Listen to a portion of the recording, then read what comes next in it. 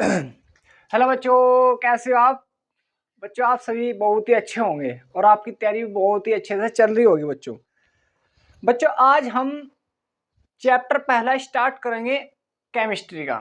लेकिन बच्चों उससे पहले आपका थोड़ा सा बेसिक होना जरूरी है, क्योंकि अगर आपके वे बेसिक अच्छे से होगा तो आप इस चैप्टर में अच्छे से एंट्री कर सकोगे और अपना अच्छे से परफॉर्मेंस कर पाओगे बच्चों। ठीक है बच्चों, सबसे पहले बच्चों मैं आप सभी को इस चैप्टर में जो एलिमेंट के नेम होंगे वे कराऊंगा, और परमाणु क्या होता है, एटम क्या होता है, और उसके अंदर इलेक्ट्रॉन प्रोटॉन, इन चीजों को बच्चों आपको बेसिक बेसिक से थोड़ी सी जानकारी होनी जरूरी है होगी। बहुत ही मतलब स्मॉल क्लास होगी बच्चों, बहुत ही छोटी क्लास होगी। लेकिन बच्चों अगर आपके अच्छे से ये हो जाएंगे तो आप जब चैप्टर के अंदर एंट्री करोगे आपके वहां पर अच्छे से हो जाएगा। फिर बच्चों मेरा फॉलो रहेगा रेगुलरली आपको 11th की केमिस्ट्री पढ़ाना, और 12th की भी धीरे धीरे मैं करना स्टार्ट कर दूंगा। और फिर क्या बच्चों, मैं आपकी लाइव क्लास भी लेनी स्टार्ट कर दूंगा। ठीक है बच्चों, तो बच्चों आज के लेक्चर में हम समझेंगे, आज के वीडियो में हम समझेंगे बच्चों एलिमेंट के नेम, और उसके अंदर एलिमेंट जो भी होगा इलेक्ट्रॉन प्रोटॉन कैसे होंगे। ठीक है बच्चों, आओ बच्चों। तो सबसे पहले बच्चों हम एलिमेंट के नेम लिखेंगे। यहाँ पर लिख लो बच्चों नेम ऑफ एलिमेंट, ये तत्व के नाम, तत्व के नाम। सबसे पहला तो बच्चों ये बताओ आपको नजर आ रहा है? नजर तो आ रहा ही होगा, एक मिनट भाई।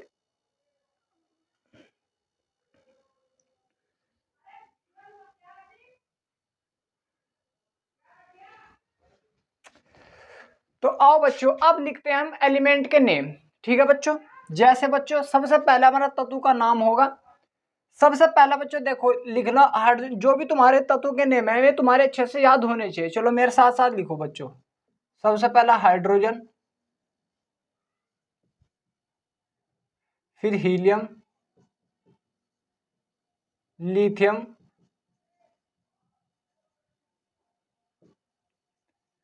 Beryllium, boron, carbon, nitrogen, oxygen,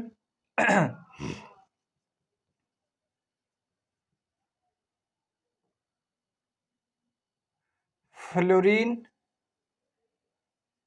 fluorine, फिर बच्चों नियोन। ये हो गए बच्चों 10 तक। ठीक है बच्चों, यहां पर लिख लो परमाणु क्रमांक, परमाणु क्रमांक। ये दिख तो रहा होगा यार आपको, ये क्या हो रहा है यार इसमें, साफ क्यों नहीं? चलो साफ ही आ रहा होगा यार, चलो भाई अब तो साफ ही आ रहा होगा। तो बच्चे परमाणु क्रमांक, परमाणु क्रमांक क्या बच्चों, एक ऑर्डर होता है, एक क्रम। इसका जैसा हाइड्रोजन है, इसका परमाणु क्रमांक 1, हीलियम का 2, लिथियम का 3, बोरोन बेरिलियम का 4, बोरोन का 5, कार्बन का 6, नाइट्रोजन का 7, ऑक्सीजन का 8, फ्लोरीन का 9 और इसका 10। बच्चे किसके आधार पर परमाणु क्रमांक रखा गया? परमाणु क्रमांक बच्चों जो किसी भी एलिमेंट के अंदर अगर एक प्रोटॉन हुआ तो उसको पहला नंबर दे दिया गया, किसी के अंदर 2 प्रोटॉन हुए तो उसको दूसरा नंबर दे दिया गया, किसी के अंदर 10 प्रोटॉन हुए तो बच्चों उसको 10वां स्थान दे दिया गया। इसलिए हमने क्या बोल दिया बच्चों, परमाणु क्रमांक है। ठीक है भाई, जैसे क्या बताऊं, तुम्हारे पास 1 करोड़ रुपया तो तुम करोड़पति, तुम्हारे पास अरब अरब अरब रुपए तो तुम अरबपति। तो ऐसे बच्चों इनको एक क्रम दे दिया गया। ठीक है बच्चों, फिर बच्चों हमारा इधर आता है परमाणु क्रमांक धातु, फिर आता है बच्चों परमाणु भार, परमाणु भार। परमाणु भार कैसे हुआ कैसे नहीं हुआ मैं आपको बता दूंगा बच्चों। देखो जो हाइड्रोजन का परमाणु भार बच्चों होता है 1। भाई इंटीजर में तुम्हें याद नहीं करना, 1.00 ऐसा कुछ भी याद नहीं करना। हीलियम का 4, लिथियम का 6, वो तो वैसे 7, लेकिन अराउंड समझ लो यार 7 ही, चलो 7 कर लो भाई। बेरिलियम का 8, बोरोन का 10, कार्बन का 12, नाइट्रोजन का 14, ऑक्सीजन का 16 और इसका 19 और इसका बच्चों 20। ये आपको करना है। ठीक है बच्चों, उतारो पहले इसको यहाँ तक। 10 तक हो गए। चलो भाई फिर भाई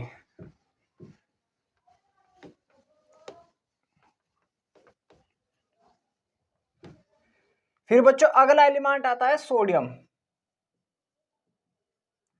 सोडियम 11वें नंबर पर 11, फिर 12, 13, 14, 15, 16, 17, 18, 19, 20।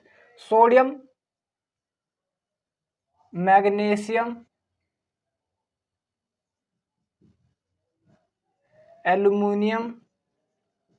Aluminium, silicon, phosphorus,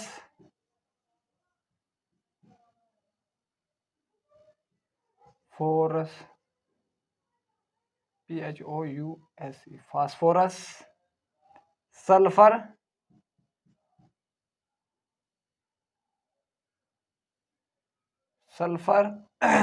chlorine, argon,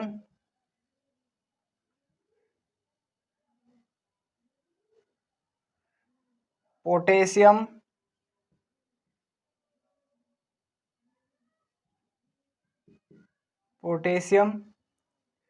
फिर बच्चों आता है कैल्शियम।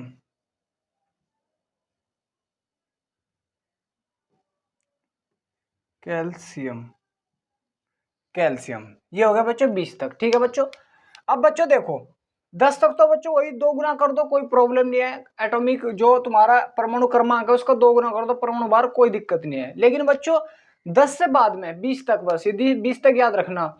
10 के बाद में बच्चों अगर विषम संख्या है तो उसमें 2 की मल्टीप्लाई और 1 जोड़ दो, और अगर सम की संख्या है तो उसमें बस 2 की मल्टीप्लाई कर दो। तो बच्चों 11 क्या है, एक विषम संख्या है, 2 की मल्टीप्लाई करोगे कितना हो जाएगा, 11 दूनी 22, 1 जोड़ दो कितना हो जाएगा, इसका परमाणु भार 23।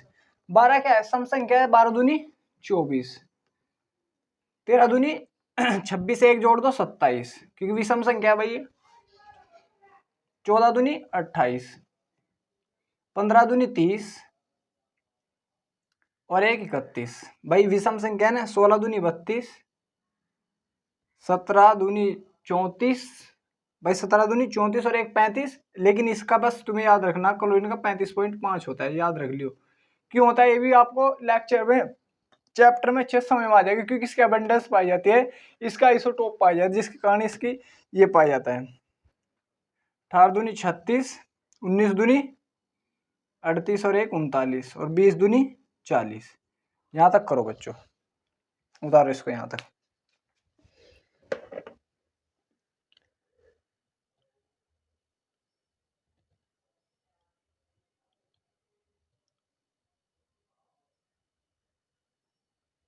चलो बच्चों आगे देखो।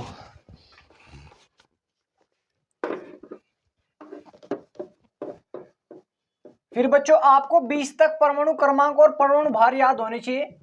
30 तक बस तुम्हें क्या करना है बच्चों, परमाणु क्रमांक याद करने, परमाणु भार याद नहीं करने। फिर क्या आएगा बच्चों, स्कैंडियम,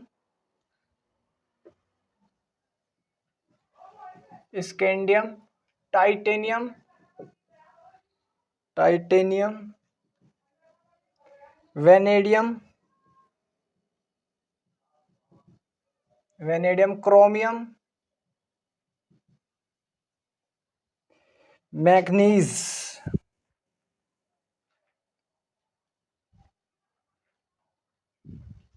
क्रोमियम,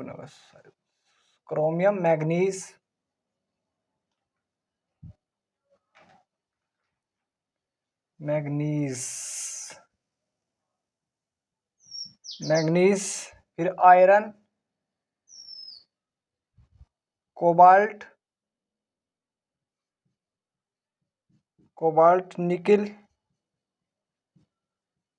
कॉपर, जिंक।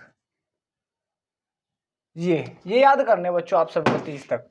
क्या जाएगा बच्चों, 21, 22, 23, 24, 25, 26, 27,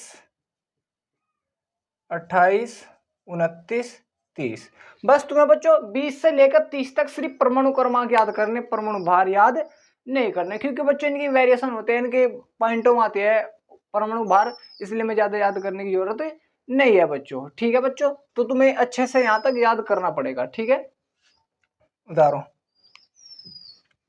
अब बच्चों मैं आपको इसका मतलब एक कैसे होगा कैसे नहीं भाई, जैसे भाई परमाणु क्रमांक है तो सबसे पहले बच्चों उसका प्रतीक कैसा होगा, जैसे बच्चों हाइड्रोजन, सबसे पहले हाइड्रोजन आता है तो हाइड्रोजन, फिर हीलियम, लिथियम, ऐसे याद करने, hydrogen, helium, lithium, beryllium, boron, carbon, nitrogen, oxygen, fluorine. बच्चों देखो शॉर्ट तरीका पर याद करने की जरूरत है कि पहले तुम शॉर्ट मेथड याद करो कि इनका याद करने का एक तरीका, शॉर्ट तरीका ढूंढो और फिर इन्हें भी याद करो। तो इससे अच्छा भाई वैसे याद कर लो। समझ मारा भाई, भाई पहले ऐसे याद कर लो ना, फिर क्यों बाद में कि शॉर्ट करो फिर वैसा भी याद करो। तो तुम सिंपल याद कर लो, hydrogen, helium, lithium, beryllium, boron, ही कर लो बस। Hydrogen, helium, lithium, B, beryllium, boron, carbon, nitrogen, oxygen, fluorine, F fluorine,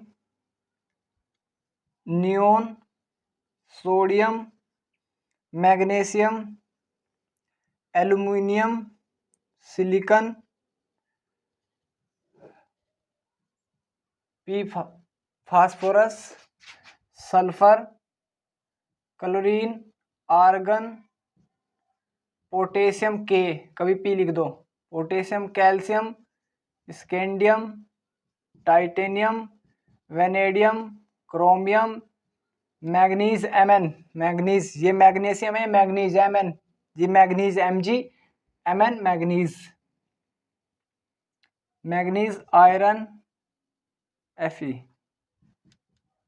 iron, cobalt, CO, nickel, Ni, copper, Cu, zinc, Zn। ये याद करने, नजर तो आ रहे होंगे भाई ये। हाँ, तो बच्चे तुम्हें याद करने अच्छे से।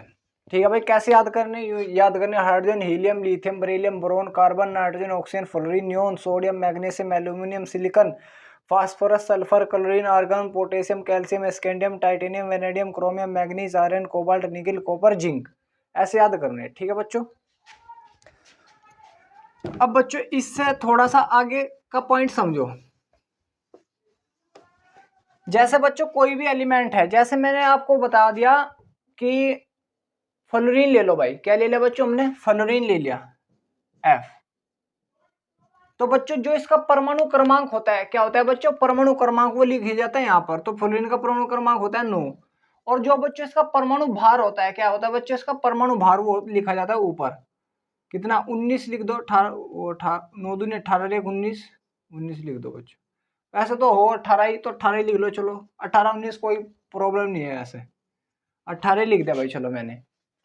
तो बच्चों अब तुम ध्यान दो, जो नीचे लिखा रहता है वो होता है बच्चों परमाणु क्रमांक, परमाणु क्रमांक। और जो बच्चों ऊपर लिखा था वो होता है परमाणु भार, परमाणु भार। इसको बोलते हैं एटॉमिक मास, एटॉमिक मास। और इसको बोलते हैं बच्चों एटॉमिक नंबर, एटॉमिक नंबर। ये होता है बच्चों। ठीक है, तो बच्चों अगर मैं आपसे इसी में क्या पूछ लूं, प्रोटॉनों की और इलेक्ट्रॉनों की संख्या पूछ लूं, देखो बच्चों जो बच्चों नीचे लिखा होता है, यहीं पर ध्यान दो, देखो हम उसमें तो समझेंगे, लेकिन मैं आपको थोड़ा बेसिक सा बता रहा हूं बस, और कुछ नहीं बता रहा हूं। जो बच्चों नीचे लिखा होता है, जो भी तुम्हारा नीचे लिखा होगा उसको, वो होता है बच्चों प्रोटॉनों की संख्या, प्रोटॉनों की संख्या। जो भी तुम्हारा लिखे, मतलब जो भी परमाणु क्रमांक होगा वही क्या होता है बच्चों, प्रोटॉन की संख्या होती है। तो इसमें प्रोटॉन कितने हैं बच्चों, 9। प्रोटॉन कितने हैं भाई इसमें, 9। और जितने बच्चों प्रोटॉन होते हैं इतने क्या होते हैं, इलेक्ट्रॉन होते हैं, इलेक्ट्रॉन। इतने क्या होगा भाई, जितने प्रोटॉन इतने क्या होगा बच्चों, इलेक्ट्रॉन। मतलब अगर किसी भी एलिमेंट पे, किसी भी तत्व पर कोई भी चार्ज ना हो तब होगा बच्चे, तो 9 ही प्रोटॉन 9 ही इलेक्ट्रॉन। और बच्चों न्यूट्रॉन, न्यूट्रॉन कितने होंगे, जो भी तुम्हारे ऊपर है ये क्या है बच्चों, परमाणु भार। परमाणु भार में तो परमाणु क्रमांक घटा दो, 18 में तो 9 जा कितने बचेंगे बच्चों, 9। तो 9 इसमें क्या है बच्चों, न्यूट्रॉन है। ठीक है, तो जो भी तुम्हारा पास फ्लोरीन होगा, क्या होगा बच्चों, फ्लोरीन, उसमें क्या होता है, 9 तो होते हैं प्रोटॉन, 9 प्रोटॉन, और 9 ही इलेक्ट्रॉन, और 9 ही बच्चों क्या होता है, न्यूट्रॉन।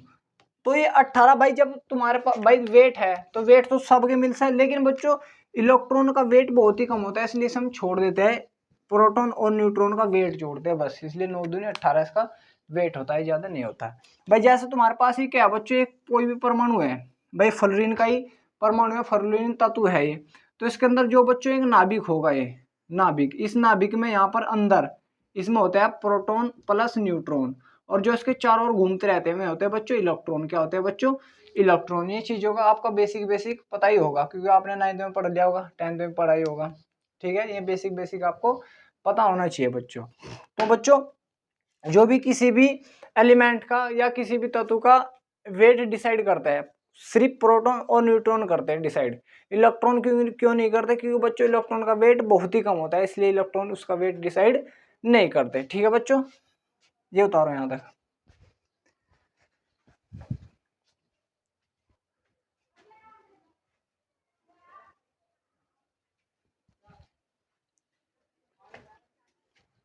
ये छोटे छोटे बच्चों आपको जानकारी होनी चाहिए भाई। जैसे कोई और एलिमेंट ले लूं मैं, जैसे बच्चों मैंने ले लिया ऑक्सीजन, ले लिया भाई ऑक्सीजन। सबसे पहले आपको ऑक्सीजन का परमाणु क्रमांक पता होना चाहिए। ऑक्सीजन का परमाणु क्रमांक कितना होता है बच्चों, 8 होता है, और परमाणु भार 8 दूनी 16 होता है।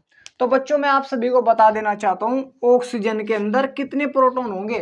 प्रोटॉन मैंने बताया जो उसका परमाणु क्रमांक होंगे उतने ही क्या होंगे, प्रोटॉन होंगे। तो 8 इसका परमाणु क्रमांक है, तो 8 ही इसके बंदों क्या है, इसके अंदर प्रोटॉन है।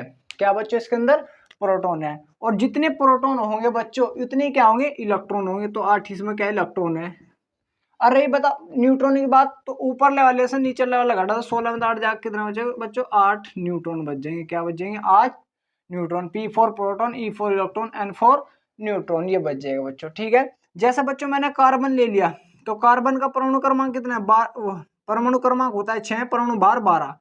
तो इसका मतलब प्रोटॉन कितने होंगे बच्चों, जो नीचे लिखा होता है वो होता है प्रोटॉन। तो प्रोटॉन 6, और इलेक्ट्रॉन कितने होगा बच्चों, जितने प्रोटॉन इतने इलेक्ट्रॉन होंगे, तो 6 ही इलेक्ट्रॉन होगा। न्यूट्रॉन कितने, 12 में तो ये घटा दो, तो इसके अंदर बच्चों 6 ही आ जाएंगे न्यूट्रॉन। ठीक है बच्चों, इस प्रकार बच्चों ये सोडियम होता है, सोडियम का 11 23 होता है।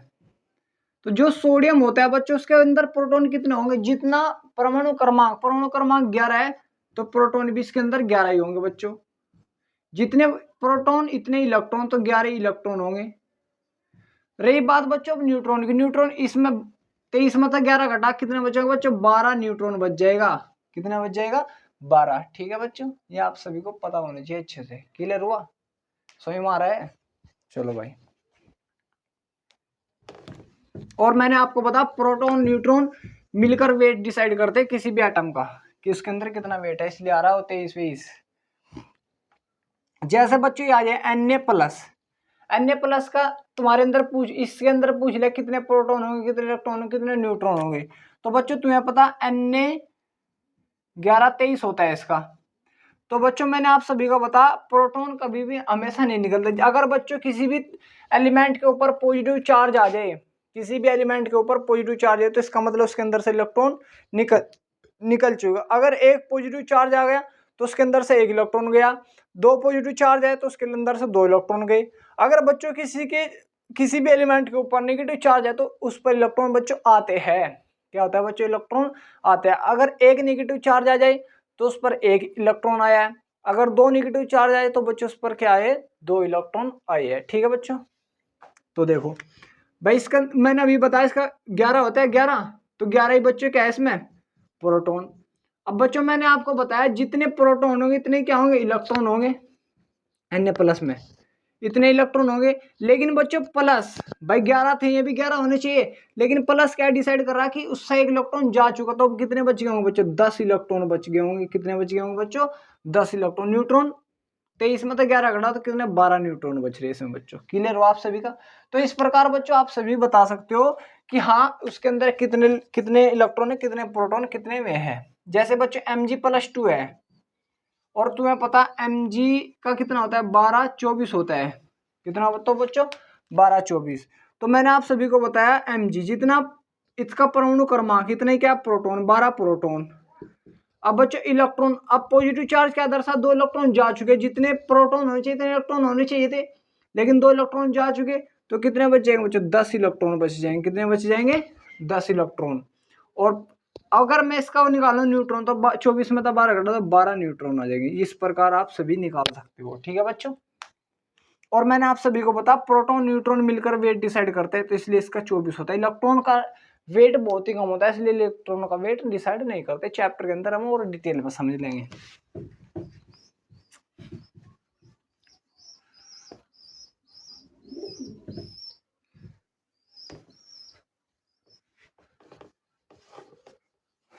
अब बच्चों जैसे ये है Cl- है, Cl- को छोड़ दो यार, F- है भाई। तो अगर बच्चों में इसके अंदर प्रोटॉन इलेक्ट्रॉन पूछ रहा तो 9F18 होता है इसका। तो बच्चों इसमें अगर प्रोटॉनों की संख्या पूछ रहा मैं, प्रोटॉन की संख्या कितनी है बच्चों 9, क्योंकि 9 प्रोटॉन होते हैं। और बच्चों इलेक्ट्रॉन की निगेटिव चार्ज क्या डिसाइड करा, अगर एक चार्ज है तो एक इलेक्ट्रॉन आ गया, एक दो निगेटिव चार्ज तो 2 इलेक्ट्रॉन आ गए, 3 निगेटिव चार्ज तो 3 इलेक्ट्रॉन उस पर आ गए। तो बच्चों मैंने आप सभी को पता है जितने प्रोटॉन होंगे इतने इलेक्ट्रॉन होंगे भाई, पता ही तुम्हें जितने प्रोटॉन होंगे इतने ही इलेक्ट्रॉन। लेकिन एक बच्चों निगेटिव आ रहा तो 9 और एक इसमें ऐड कर दो 10 इलेक्ट्रॉन। न्यूट्रॉन कितने 9 18 में तो 9 घटा दो कितना आ जाएगा बच्चों 9 न्यूट्रॉन आ जाएगा। इस प्रकार आप सभी निकाल सकते हो बच्चों। क्लियर हो आप सभी का। तो आप सभी को ये छोटी छोटी जानकारी होनी चाहिए थी बच्चों। और आपके बच्चों अगर आपको इस चैप्टर में आपको बहुत ही अच्छा बनाना है चैप्टर, तो आपको जो बेसिक बेसिक टर्म है वे आपको अच्छे से होनी चाहिए। कैसी कैसी टर्म भाई, तुम्हारी मतलब कैलकुलेशन थोड़ी अच्छी सी होनी चाहिए, तभी जाकर साइंस लेना चाहिए बच्चों आपको। कि अगर आपकी कैलकुलेशन थोड़ी ठीक ठाक है तो आप हैंडल कर लो। क्योंकि बच्चों जो 11th का चैप्टर है, जो 11th की केमिस्ट्री है, वो ज़्यादा मतलब कैलकुलेटेड बेस है। ठीक है। लेकिन बच्चों उससे भी अब ज़्यादा अहम इंपॉर्टेंट चीज़ मैं आपको बता दूं, जो 11th की केमिस्ट्री है बच्चों, 11th क्लास 11th केमिस्ट्री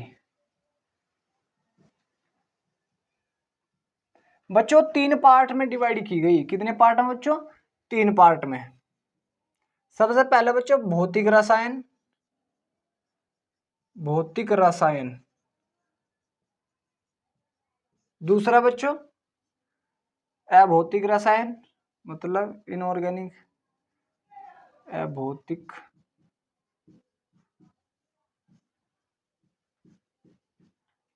रसायन। तीसरा है बच्चों ऑर्गेनिक को क्या बोलते हैं यार, ऑर्गेनिक को यार पता ही नहीं मुझे क्या बोलते हैं हिंदी में। ऑर्गेनिक कार्बो, ये इसको बोलते हैं बच्चों अकार्बनिक रसायन। अभौतिक मतलब अकार्बनिक, अकार्बनिक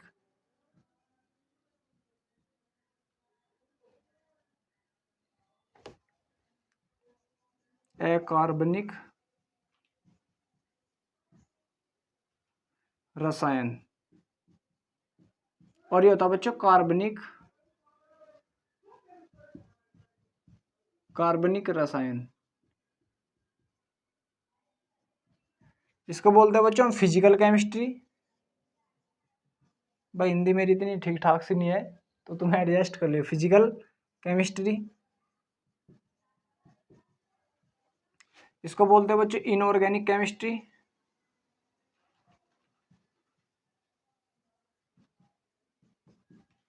और इसको बोलते हैं बच्चों ऑर्गेनिक केमिस्ट्री।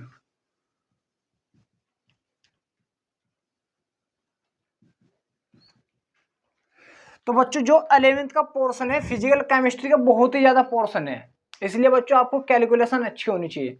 एक होता है बच्चों अकार्बनिक रसायन में मतलब इनऑर्गेनिक केमिस्ट्री, इसके ज्यादा नहीं चैप्टर है, 2-3 चैप्टर है बस, 3-4 शायद, ज्यादा नहीं है। ऑर्गेनिक केमिस्ट्री के बच्चों इतनी है, लेकिन फिजिकल केमिस्ट्री के बच्चों बहुत ज्यादा है। तो आप सभी को पता होना चाहिए जो क्लास 11th की केमिस्ट्री है या 11th या 12th की जो भी है, वो भी कितने पार्ट में 11th या 12th 11 12 कितने पार्ट में डिवाइड की गई बच्चों? 3 पार्ट में। भौतिक रसायन, अकार्बनिक रसायन, कार्बनिक रसायन, मतलब फिजिकल केमिस्ट्री, इनऑर्गेनिक केमिस्ट्री और ऑर्गेनिक केमिस्ट्री।